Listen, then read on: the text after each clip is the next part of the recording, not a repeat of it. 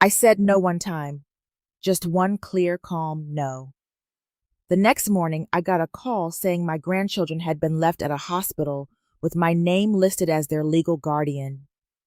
That was the moment everything broke. Not loudly, not dramatically, but in a way that could never be undone. Because it was not just about babysitting anymore.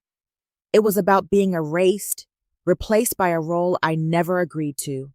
And what happened after that forced me to choose between keeping my family or keeping myself.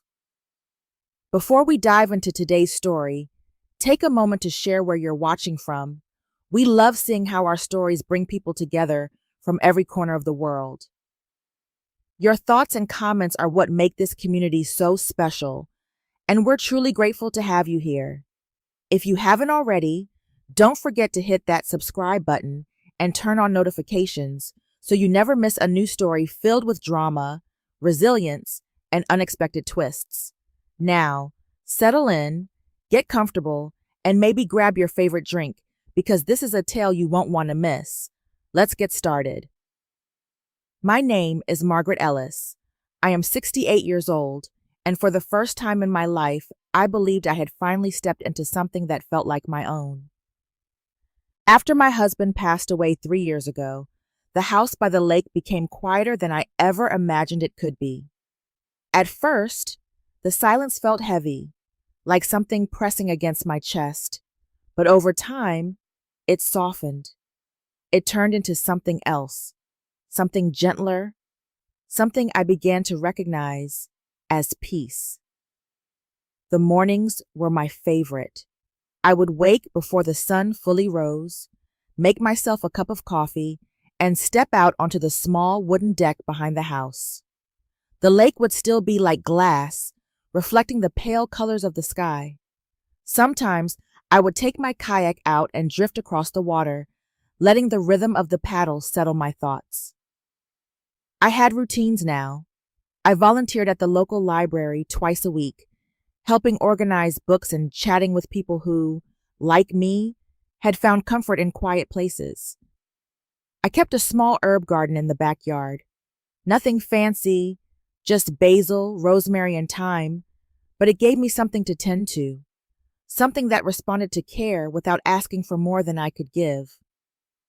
For the first time in decades, my days were not dictated by someone else's needs.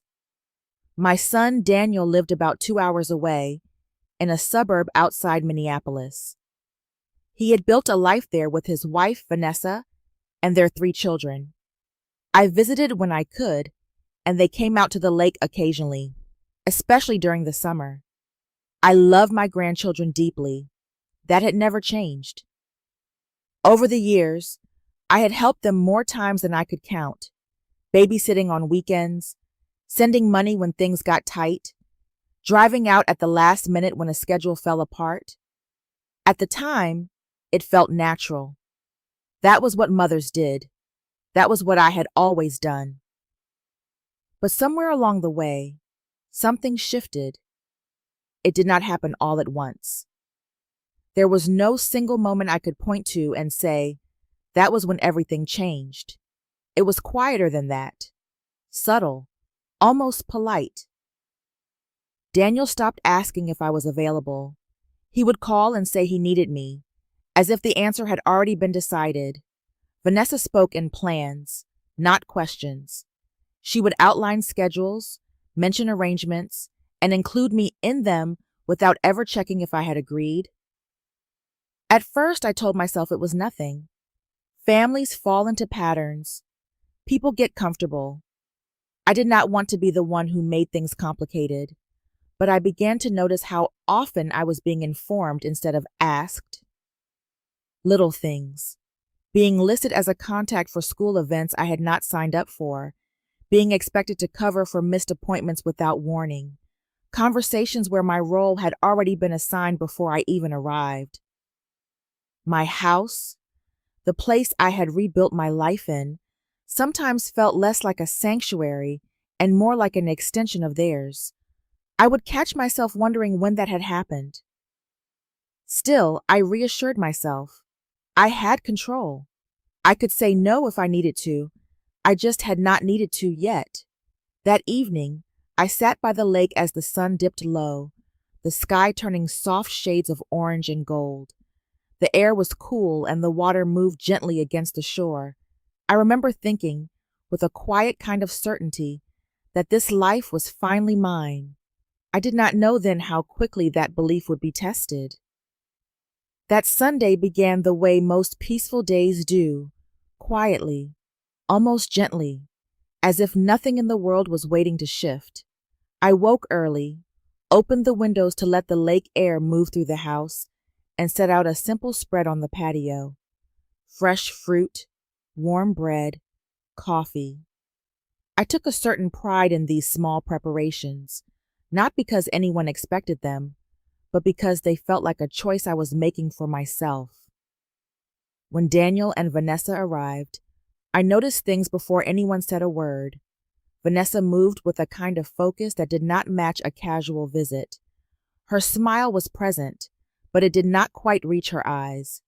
Daniel lingered behind her, slower, quieter than usual. He hugged me, but there was hesitation in it, like he was already somewhere else in his mind. We sat outside, the sunlight stretching across the water, soft and golden. For a few minutes, everything felt normal. We talked about the drive, about the children, about nothing in particular. But beneath it, I could feel something gathering, like a conversation waiting for its cue. Vanessa leaned forward and rested her hand lightly against her stomach. She said they were expecting another baby. The words landed, and for a moment, the world paused the way it should when life announces itself. I felt the familiar warmth of surprise, even a quiet happiness. 4 children. It was a lot, but it was also a continuation of something that mattered. That moment did not last. Before I could fully respond, Vanessa shifted, her tone changing from announcement to explanation. She began talking about schedules, about how things would need to be reorganized, about how demanding it would be with another child in the house. Her voice carried a steady confidence, as if she had already solved a problem I had not yet been told existed. Then she said it, not directly at first, but woven into everything else. Mornings would be the hardest, she explained, and that was where I came in. She described it in a way that made it sound practical, even obvious. I would take the early hours, help with the children, make the transition smoother for everyone. She did not ask if I was willing. Daniel said nothing. He sat there, eyes lowered toward his coffee, his silence settling heavily into the space between us. It was not neutral. It was agreement without words. I felt something shift inside me. Not anger, not yet. Something sharper. Awareness. I had heard this before, in smaller ways. Plans that included me without permission. Expectations dressed up as assumptions. But this was different. This was larger, more permanent. This was not a favor. This was a role. And they had already decided I would accept it. I took a breath and set my cup down carefully. My voice, when it came, was calm, almost quiet. I said no. I said I would not be doing that. The air changed instantly.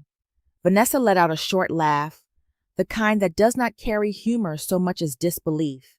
She spoke about my retirement, about time, about what grandmothers were supposed to do. Her words were controlled, but there was an edge underneath them, something pressing against the surface. Daniel still did not look at me.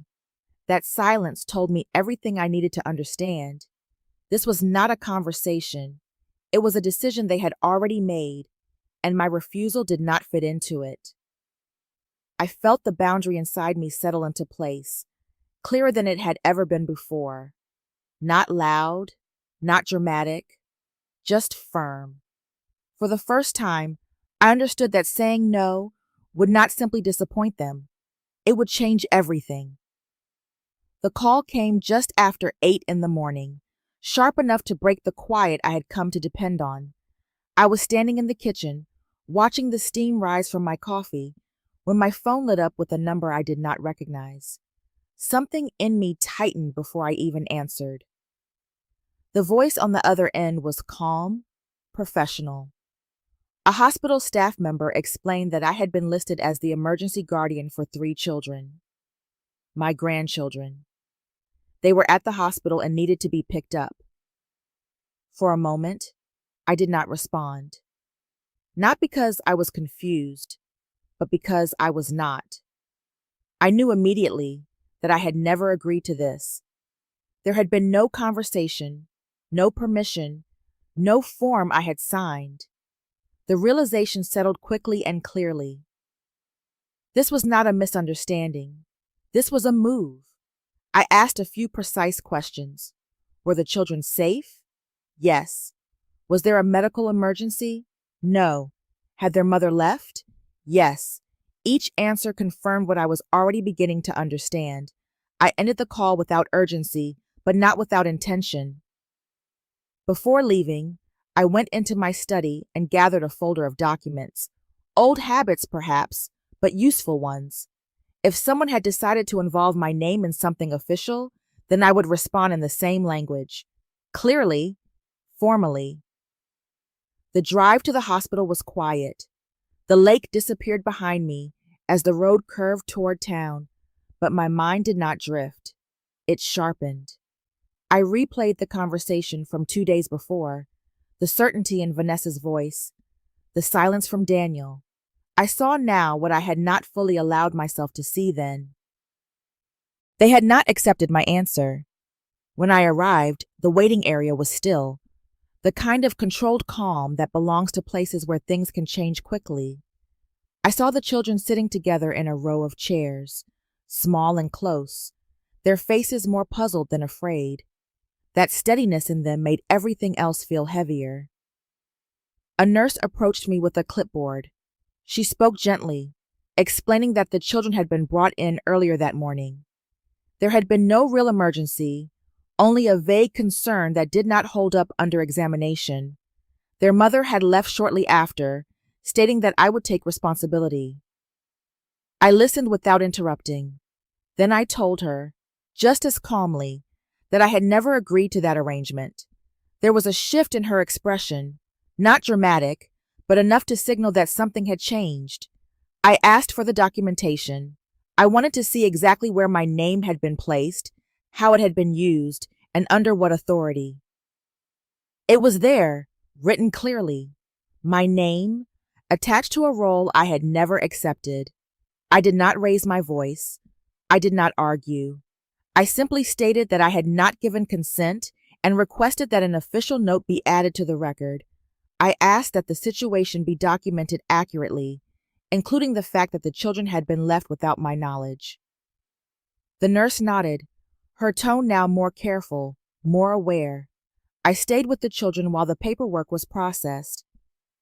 I spoke to them quietly, keeping things simple, steady. They did not need to carry the weight of what had been done, but I did not allow that moment to blur the line I was drawing. I was there because they needed someone in that moment, not because I had agreed to become the solution.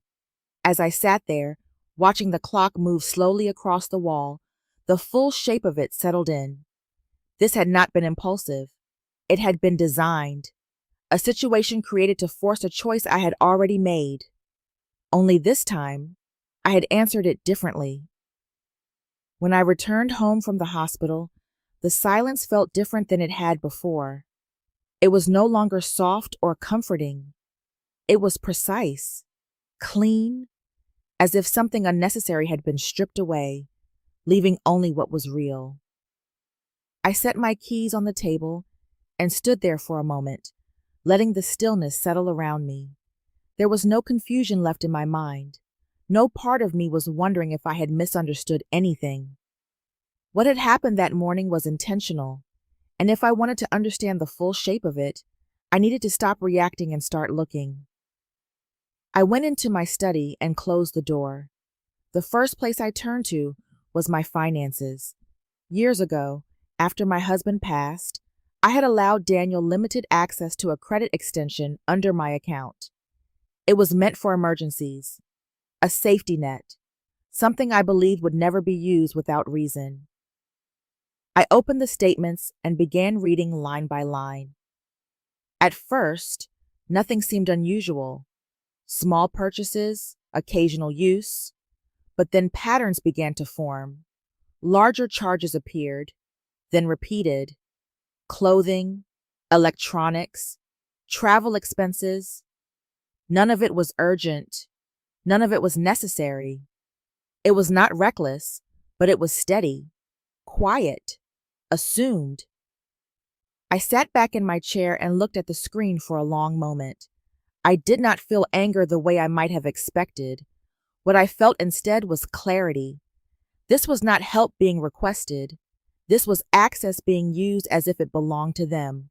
I closed the account immediately. No warning, no discussion, just a simple final decision. Next, I called the children's school. I kept my tone even and my questions direct. I asked how my name was listed, what authority had been assigned to me, and who had authorized it. There was a pause before the answer came, careful and measured. I was listed as a secondary legal guardian for emergency decisions. I asked them to send me the paperwork. When the email arrived, I opened it slowly, already knowing what I would find. My name was there, signed at the bottom of a form I had never seen. At a glance, it looked like my handwriting, but the details were wrong. The spacing, the pressure of the pen, the shape of certain letters. It was close enough to pass, but it was not mine. I printed the document and placed it into a folder without saying a word. There was nothing to argue about, no conversation that would change what was already written in ink. I sent a formal notice to the school, removing my name from every list, every form, every responsibility. Clear language, no ambiguity. When I finished, I sat in the quiet again, but this time it felt different, not empty, steady. Then, later that afternoon, something else surfaced. A neighbor mentioned, casually, that Daniel and Vanessa's house had been listed for sale. I did not react immediately. I simply nodded and waited until I was alone again. Then I looked it up myself. It was true. The listing had been active for weeks. I stared at the screen, letting the timeline settle into place. The announcement at the lake, the assumptions, the hospital call, the paperwork. This had never been about occasional help. They were not adjusting their lives with me in mind. They were preparing to move into mine, and they had already begun, step by step, without ever asking. I closed the laptop slowly and rested my hands on the desk. For the first time, the full picture stood in front of me, complete and undeniable. This was not a misunderstanding. This was a plan. The morning had been ordinary in the way I had come to rely on. I had taken my kayak out just after sunrise, letting the water carry me in slow, steady strokes across the lake. By the time I returned, the air had warmed, and the quiet rhythm of the day had settled into place. Nothing felt unusual. Nothing warned me. It was not until I turned into my driveway that something shifted. A large moving truck stood where my car usually rested. Its back doors were open, and a ramp stretched down onto the gravel. Boxes were stacked near the entrance of my house, some sealed, others already marked and labeled. For a moment, I simply sat in the car, my hands still on the steering wheel, allowing my eyes to take in what my mind had not yet fully accepted. I did not rush. I stepped out slowly and closed the door behind me, the sound sharper than usual in the still air. Each step toward the house felt deliberate, grounded, as if I needed to confirm what I was already beginning to understand. The front door was open. Inside, strangers moved through my living room with quiet efficiency. They carried furniture, measured walls, spoke in low, practical tones. The space I had built for myself, piece by piece, was being rearranged without pause or permission. And then I saw her. Vanessa stood near the center of the room, holding a clipboard, directing the movers with a calm authority that did not belong to her. She looked at me briefly, as if my presence was expected but not significant. Daniel stood a few feet behind her. He did not step forward. He did not speak. He simply watched, his expression unreadable, his posture still. That silence settled deeper than anything Vanessa could have said. I took in the scene without raising my voice. There was no confusion left. No part of this was accidental. Vanessa began explaining, her tone even, almost reasonable. She spoke about how this arrangement made sense, how it would simplify everything, how living together would be better for the children and more efficient for everyone. She described it as a solution, not a decision. But the decision had already been made. I felt the weight of that realization move through me, steady and undeniable. If I allowed this to continue, even for a moment, there would be no reversing it. One box would become 10. 10 would become permanence. I did not argue. Instead, I stepped back out onto the porch and closed the door behind me. The sunlight felt brighter than it had minutes before, almost harsh, but it gave me space. It gave me distance. I took out my phone and called my lawyer first. My voice was calm as I explained what was happening, each detail clear and precise. Then I ended the call and contacted the police. Unauthorized entry, occupation without consent. I did not need to raise my voice to be heard. Inside, I could hear movement continue, but something had shifted. The assumption that had carried them into my home no longer held the same weight once it met reality. When the officers arrived, the tone inside changed. Instructions were no longer coming from Vanessa. Questions were no longer directed at me as if I were part of the plan. Daniel finally looked at me then, but it was too late for explanation. I stood on the edge of my own property, watching as the boxes were carried back out, one by one, undoing what should never have begun. In that moment, I understood something completely. This was not about a disagreement. This was about reclaiming what had always been mine. When the last of the box was carried out and the truck doors closed, the driveway fell into a strange kind of quiet. It was not the same quiet I had known before. This one had weight to it, as if something irreversible had just passed through and left its imprint behind. I remained on the porch, not stepping inside yet. I needed the distance, the air, the separation from what had just happened inside those walls. The officers stood nearby, speaking briefly with Vanessa, their tone measured but firm. Whatever she had expected this moment to be, it was no longer under her control. Daniel stood a few feet away, his posture uncertain. He looked like someone who had been pulled into something he could not fully defend, yet had not chosen to stop.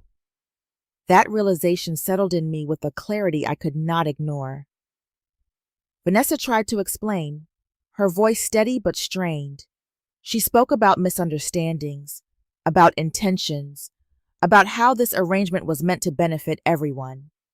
She used words like practical and temporary, as if changing the language could change the reality. I did not argue with her.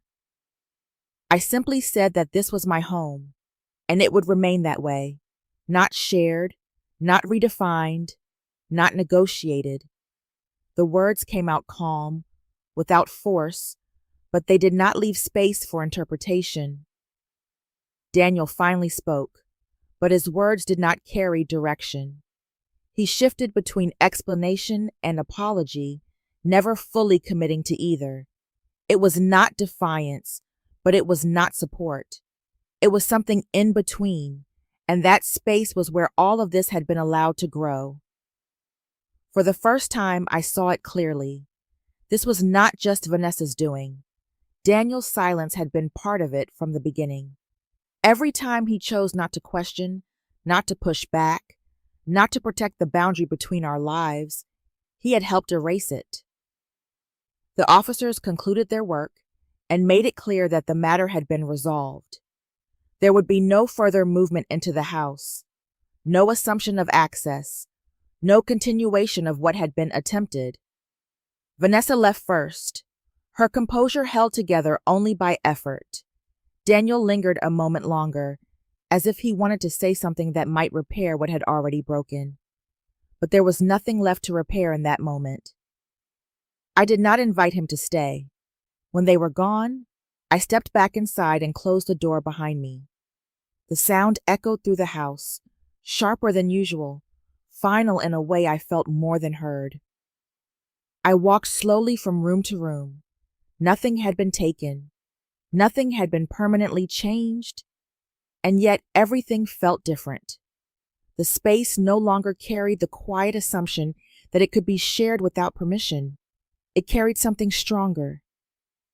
It carried decision. Later that evening, I met with my lawyer. We reviewed everything that had happened, each detail laid out clearly.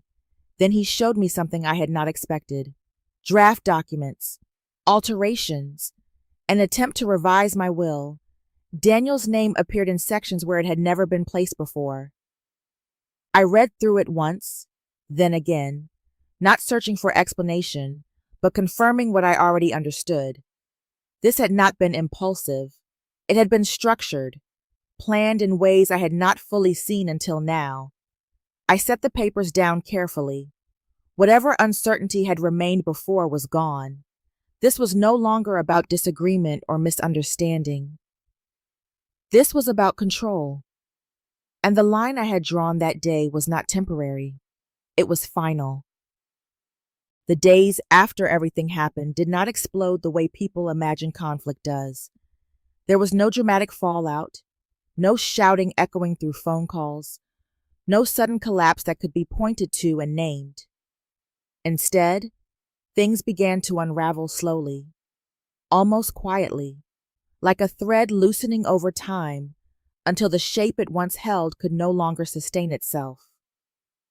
My house returned to silence, but it was not the same silence I had known before.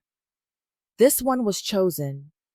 It was not something left behind by absence, but something I allowed to exist. I went back to my routines, but I experienced them differently.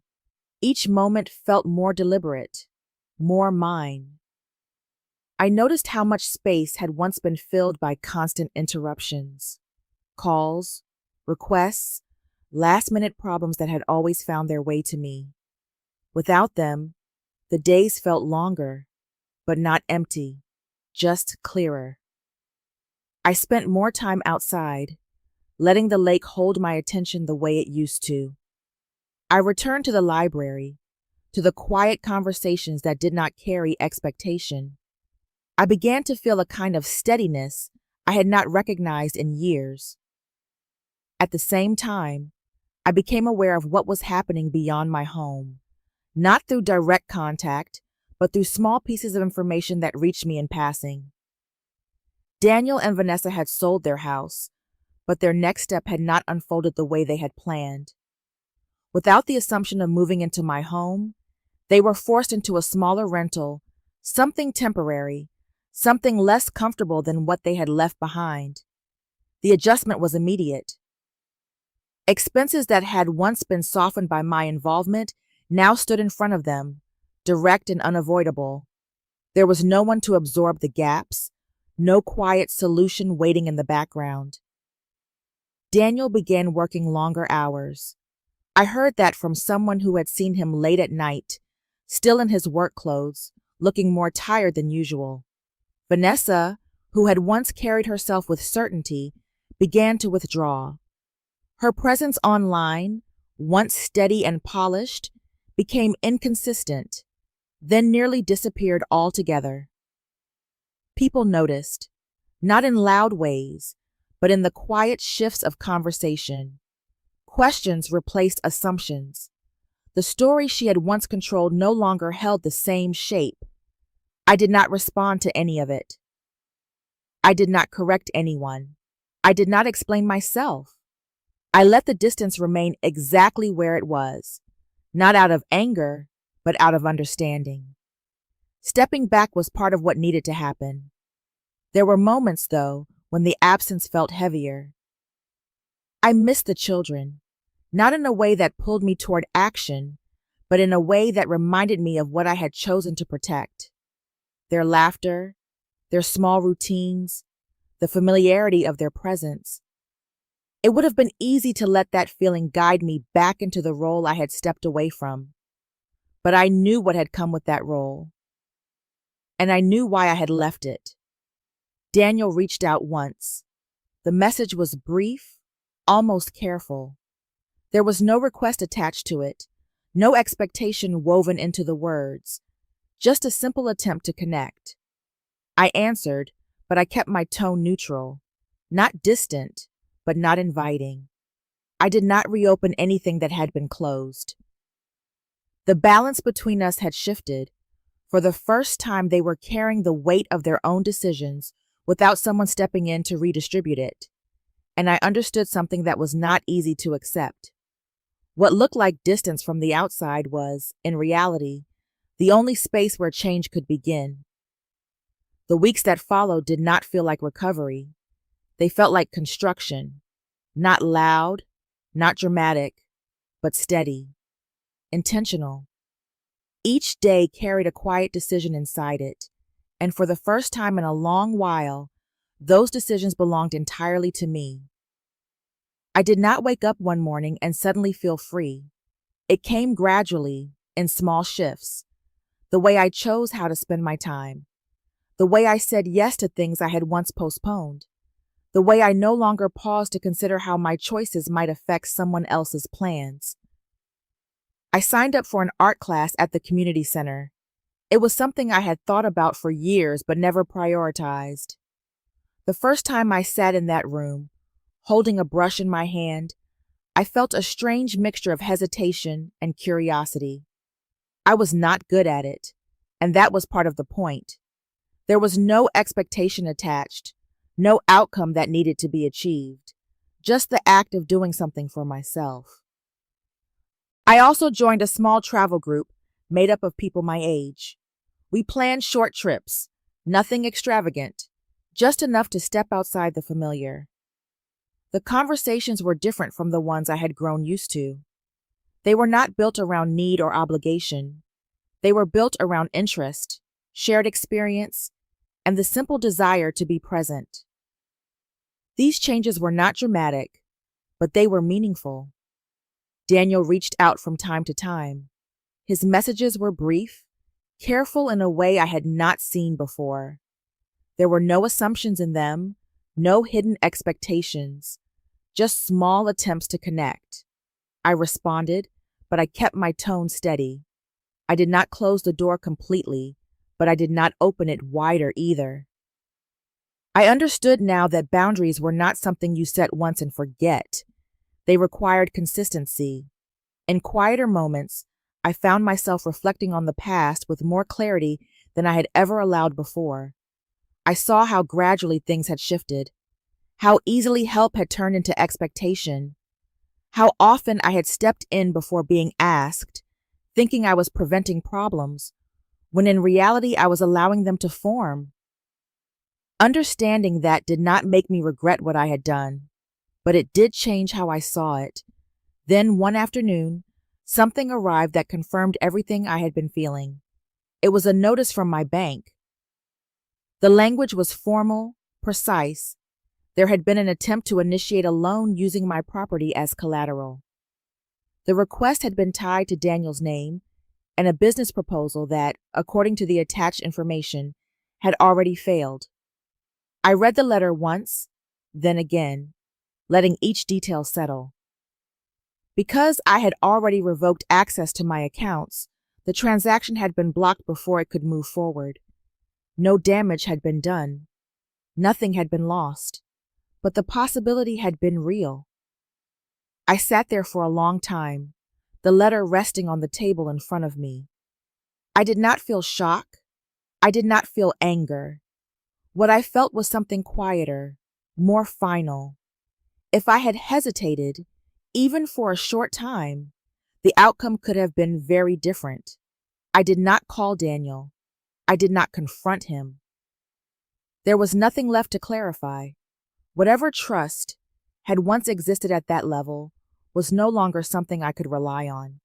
Instead, I folded the letter carefully and placed it with the other documents I had been keeping, not as evidence for someone else, but as a reminder for myself. I stood up and walked outside, the air cool and steady around me.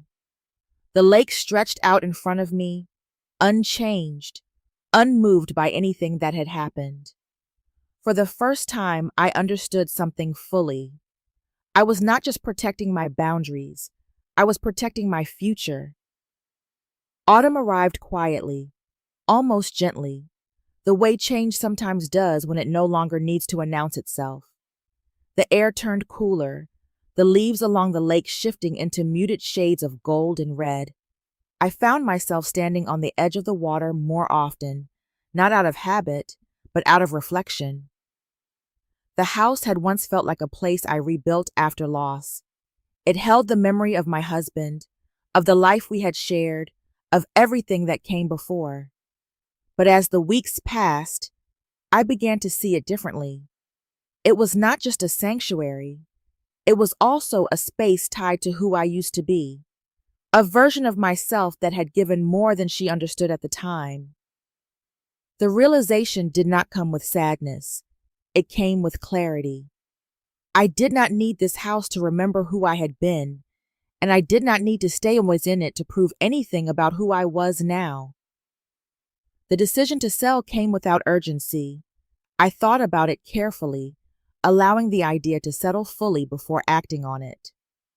When I finally called a real estate agent, it felt less like a risk and more like a continuation of everything I had already set in motion.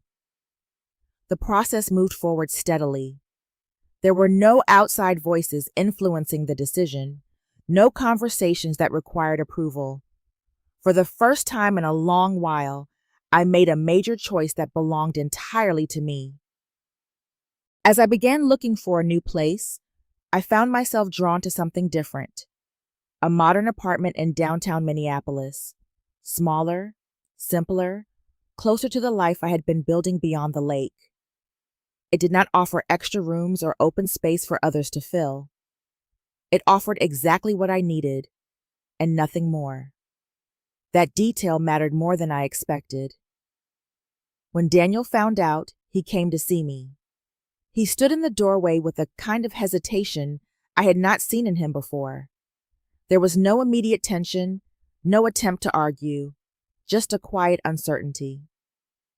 We sat down together, and for the first time in a long time, the conversation felt balanced. He asked why I had decided to move, and I answered without defensiveness or explanation beyond what was necessary. I told him I wanted something that reflected my life now, not the one I had already lived. He listened. That, more than anything, marked the change. There were no requests, no expectations hidden beneath his words. The space between us felt unfamiliar, but not uncomfortable. It was honest. When the day came to move, I was not alone, but I was also not carrying anyone else's weight. Friends from the classes I had joined, people I had met along the way, helped me pack and organize. The process felt lighter than I had imagined. Each item I chose to keep had meaning. Each thing I left behind felt like something I no longer needed to carry. When I stepped into the new apartment for the first time, I felt something settle in me. The space was smaller, but it was clear, defined. There were no assumptions built into its walls, no expectations waiting to take shape. Everything about it reflected choice. That evening, as I arranged a few familiar things in unfamiliar places, I realized this was not just a move. It was a final step. I was no longer living inside a life shaped by who I had been to others. I was living inside something I had chosen entirely for myself. The first morning in my new apartment felt unfamiliar in the smallest ways. The light came in at a different angle, softer, filtered through the tall buildings instead of open water. The sounds were different too. Not silence, but a distant hum of life moving outside my walls. For a moment, I stood still, letting it all settle around me. Then I made my coffee. I carried the cup to the balcony and stepped outside. The city stretched out below, not loud, not overwhelming, just present. People moved along sidewalks, cars passed in steady patterns, and somewhere in the distance I could hear the rhythm of something ongoing, something that did not need me to hold it together. That realization stayed with me. My days had changed, but not in ways that demanded adjustment anymore. They had become steady, intentional, shaped by decisions I had made one by one. There were no unexpected demands waiting to interrupt them, no assumptions pressing against the edges of my time. Everything I did now had a clear beginning and a clear end. Daniel and I still spoke, though not often. When he reached out, the conversations were simple, direct. There were no hidden requests, no expectations woven between the words. It was different, but it was real. For the first time in years, I felt like I was speaking to him as a person, not as a role I was expected to fill. Vanessa remained distant. There were no confrontations, no attempts to revisit what had happened. The absence of conflict did not mean things were repaired, but it did mean something had shifted. There was space where there had once been pressure. I found myself thinking about the past, not with resentment, but with clarity. I could see now how gradually everything had changed, how easily small decisions had built into something larger than I had intended. I had stepped in because it felt natural, because it felt like love. And in doing so, I had allowed the line between helping and being used to blur. Understanding that did not make me regret who I had been. It helped me understand who I had become. I no longer felt the need to explain my choices to anyone.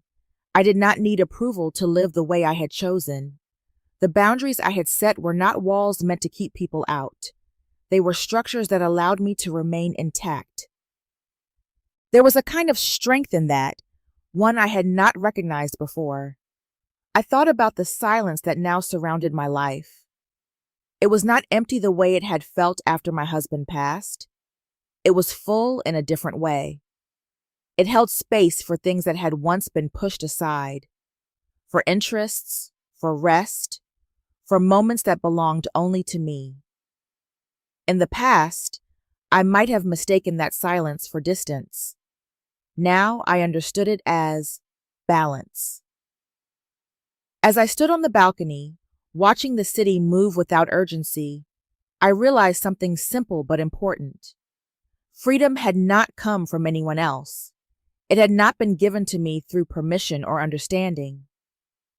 I had taken it back. Not all at once, and not without cost, but piece by piece.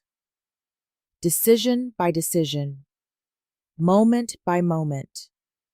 My life was not defined by what I refused anymore.